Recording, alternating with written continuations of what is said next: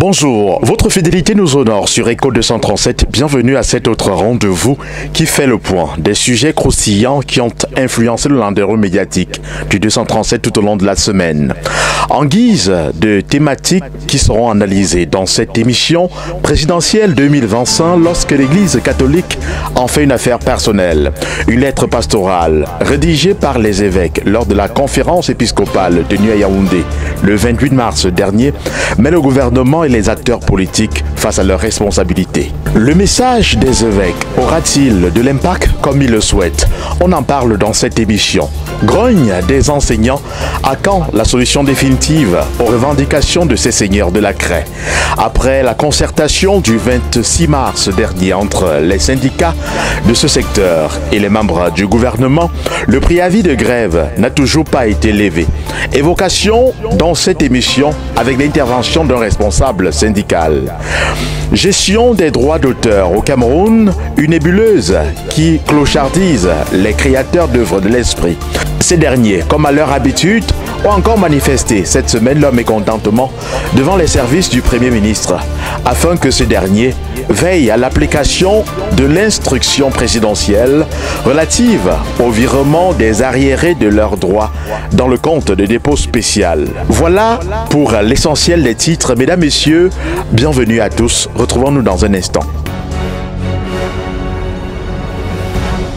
Une fois de plus, merci d'honorer le rendez-vous avec l'actualité sur Écho 237. Comme je l'ai annoncé à l'entame de cette émission, l'Église catholique s'implique plus que jamais dans les questions politiques.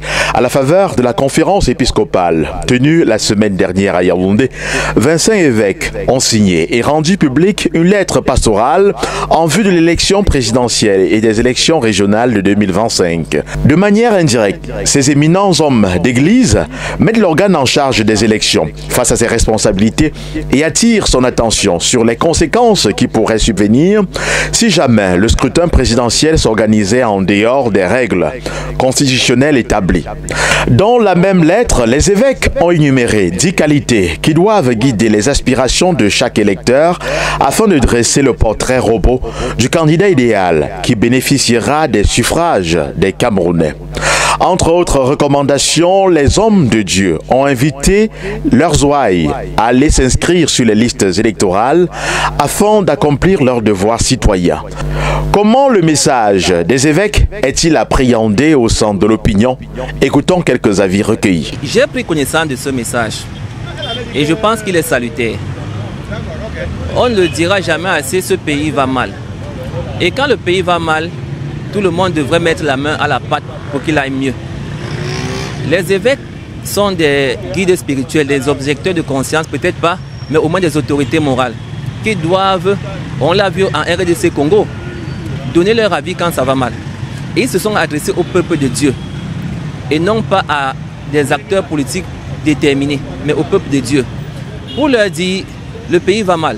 Nous pensons que celui qui devrait diriger notre pays pour les prochaines années à venir devrait être celui qui remplit telle ou telle autre condition.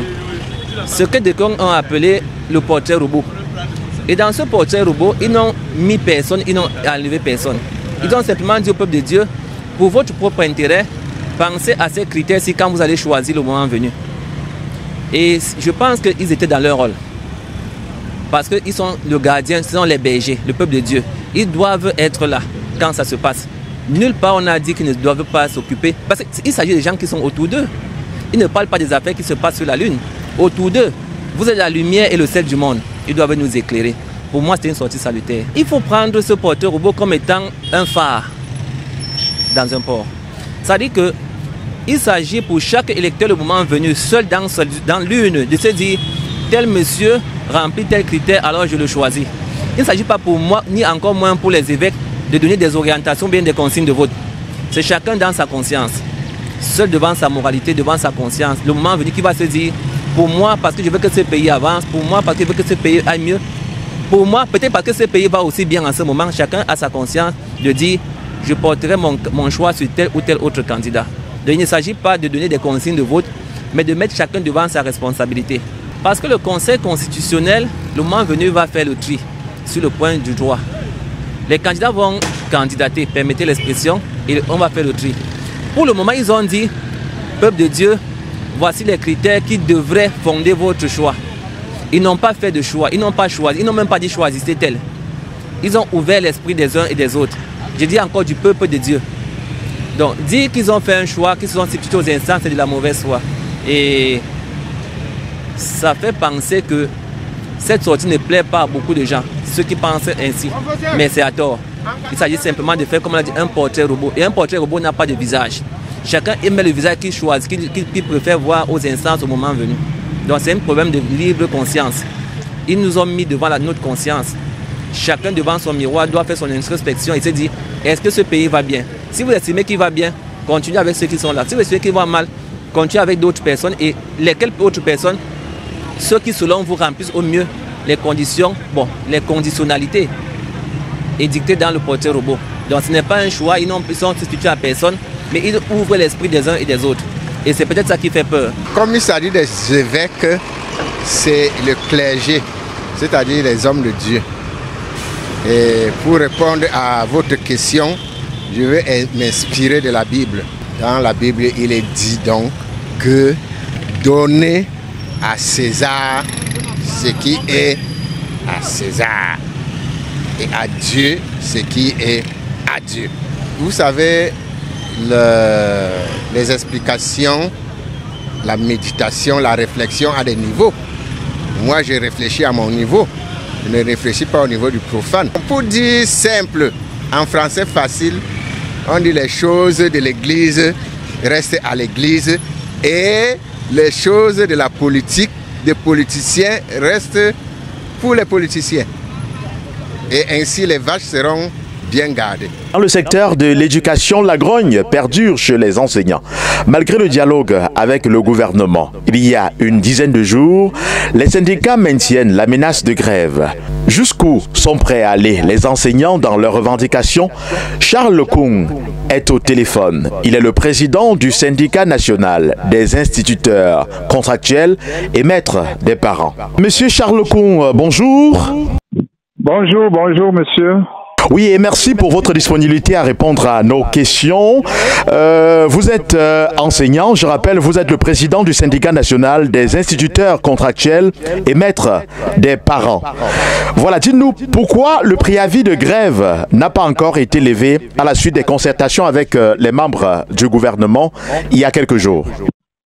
Oui, il faut rappeler que lors de la concertation entre les organisations syndicales et le ministre d'État, ministre de l'Enseignement supérieur, le 26 mars dernier à l'école polytechnique de Yaoundé, il a été convenu clairement que le gouvernement pose un certain nombre d'actes préalables qui vont pousser les camarades à revenir sur le mot d'ordre de grève, des actes préalables, des actes concrets, palpables, observables et mesurables, qui vont convaincre les camarades, qui vont convaincre les enseignants à suspendre leur mot d'ordre de grève. Parmi ces actes palpables, concrets, observables et mesurables, il y a l'annonce du Forum national de l'éducation, l'annonce de la date où se tient, durant laquelle, disons la période durant laquelle se tiendra le Forum national de l'éducation, tant demandé depuis des lustres par les syndicats des enseignants.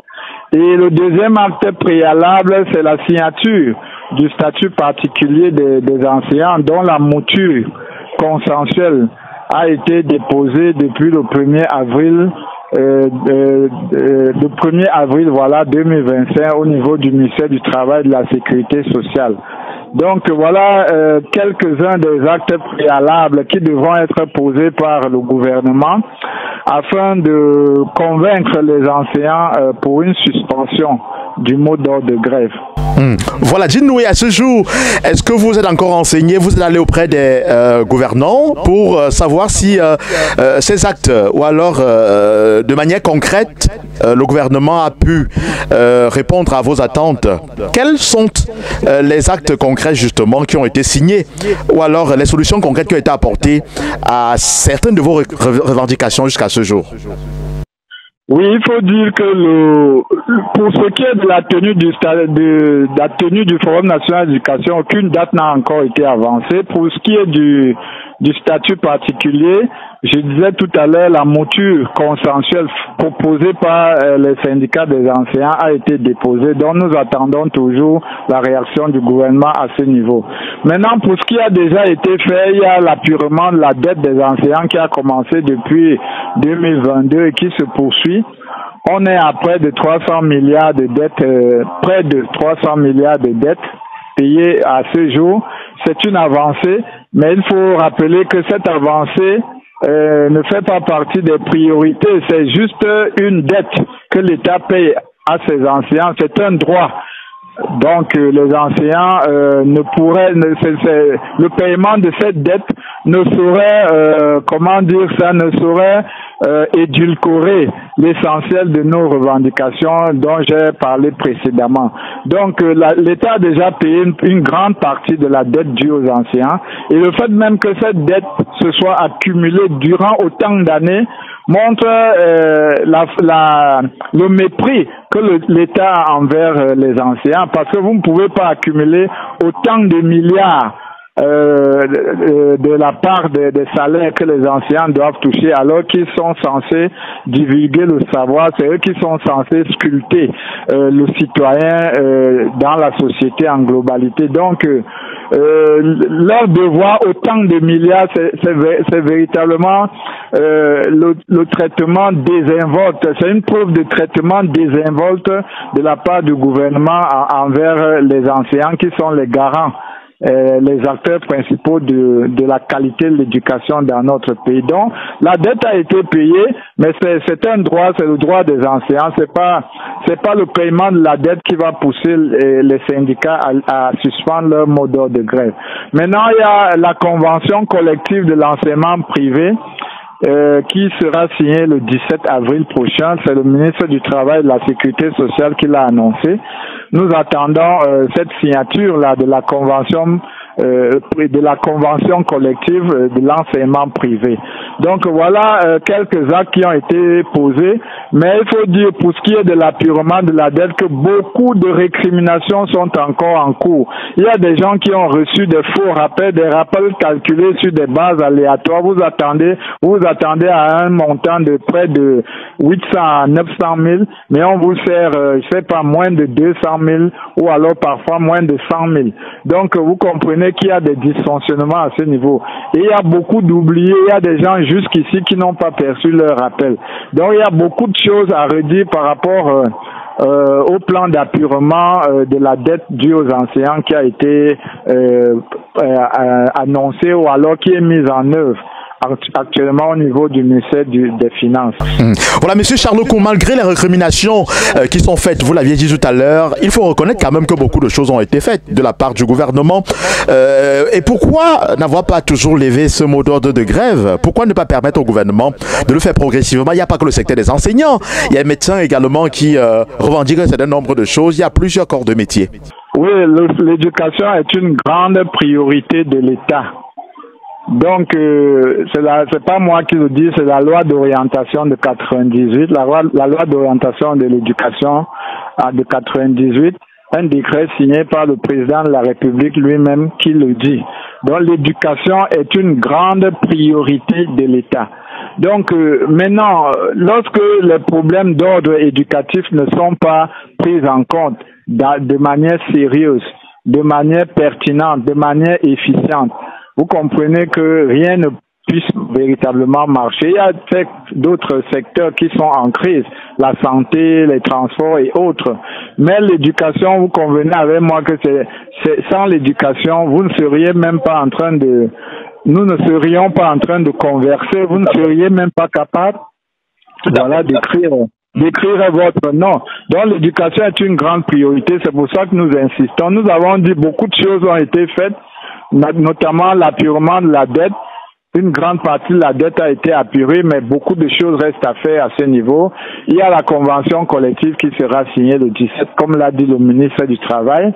Notre grève est axé au niveau des problèmes structurels, les problèmes de structuration du système éducatif camerounais. Nous ne voulons plus un système désuet qui forme juste des diplômés creux, incapables de s'insérer harmonieusement dans la société. Donc nous voulons refaire notre système éducatif. C'est pour ça que nous voulons qu'on organise le Forum national de l'éducation et que la condition des enseignants soit revalorisée parce que c'est eux qui sont garants de l'implémentation de ce système éducatif que nous voulons véritablement beaucoup plus incisif, beaucoup plus professionnalisant. Parce que nous voulons que les enseignements deviennent beaucoup plus professionnalisés et qu'on ne soit plus là à former des diplômés creux qui sont incapables, à la fin de leur cursus scolaire ou académique, qui sont incapables de s'insérer harmonieusement dans la société. Une dernière question. Les enseignants sont-ils tous solidaires derrière ces revendications ou il s'agit simplement d'un groupuscule d'enseignants? Parce qu'on a comme impression que certains sont divisés sur la question. Non, les enseignants sont d'accord. Quel enseignant serait contre l'amélioration de ces conditions de vie et de travail? Aucun, je pense pas. Tous les enseignants sont derrière le COREC qui est le collectif des organisations des représentants des enseignants du Cameroun. Donc, tous les enseignants sont derrière leurs leaders syndicaux pour réclamer tout ce dont je viens de parler, à savoir le statut particulier et la tenue du Forum national d'éducation. Bien entendu, il y a toujours des gens il y a parmi nous des carriéristes, des gens qui seront incapables de manifester leur ras-le-bol, des gens qui sont beaucoup plus axés dans la recherche des postes de nomination, des gens qui se sont retrouvés dans la profession enseignante par effraction et qui se sont retrouvés là par des voies tortueuses. Et bien entendu, ceux-là ne prendront jamais les devants. Ils seront certainement des détracteurs de la cause enseignante. Mais de mon point de vue, il n'y a aucun enseignant qui soit véritablement contre la procédure de grève, la procédure de réclamation que nous avons entamée au niveau des organisations syndicales à ce jour. Il serait véritablement celui-là qui est contre, il serait véritablement un intrus dans la profession enseignante. Voilà, peut-être la dernière question pour permettre à nos téléspectateurs de bien appréhender cette problématique. Est-ce qu'il y a une date qui avait été arrêtée peut-être pour le début de la grève, au cas où le gouvernement ne prendrait pas en compte toutes vos revendications, voilà, n'apporterait pas des solutions, des débuts de solutions comme vous le souhaitez? La grève va débuter le 21 avril, date de la rentrée du 3e trimestre. C'est la date qui a été proposée aux enseignants et ils l'ont adopté et nous sommes actuellement en pleine mobilisation de nos camarades sur le terrain afin qu'ils soient prêts pour la grève au cas où. Voilà, des solutions concrètes, pertinentes, palpables, observables, mesurables ne sont pas implémentées par le gouvernement, à savoir l'annonce de la tenue du Forum national d'éducation et la signature du statut particulier des enseignants.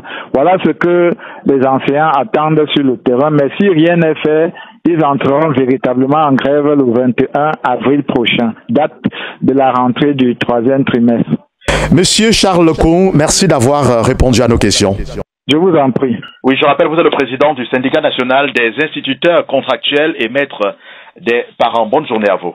Dans le même registre des revendications, l'entrée de la primature a été le théâtre cette semaine d'un mouvement d'humeur des artistes. Ces derniers exigent le virement des arriérés de leurs droits dans le compte de dépôt spécial en application des instructions présidentielles.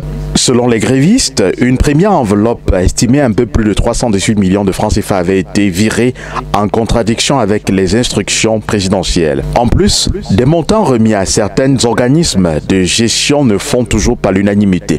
En réponse à la colère des artistes, un émissaire du chef du gouvernement a rassuré ces derniers qu'une concertation se fera dans les prochains jours avec des responsables syndicaux concernés en vue des solutions aux problèmes posés.